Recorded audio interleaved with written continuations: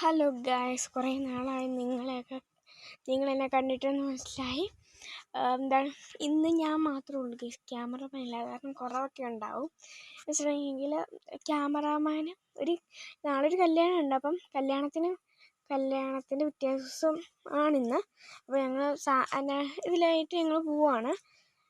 രാവിലെ ക്യാമറാമാൻ പോയി, കാരണം നമുക്ക് പിന്നെ പിടിക്കാൻ പറ്റിയില്ല.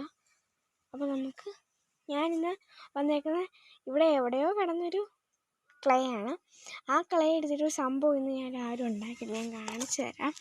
എൻ്റെ കഴിവിനനുസരിച്ച് ഞാൻ എന്തായാലും ഉണ്ടാക്കിയിട്ടുണ്ടെന്ന് എനിക്ക് തോന്നുന്നത്. നല്ലതാണെങ്കിൽ കമൻറ്റ് ചെയ്യാൻ മറക്കരുത്.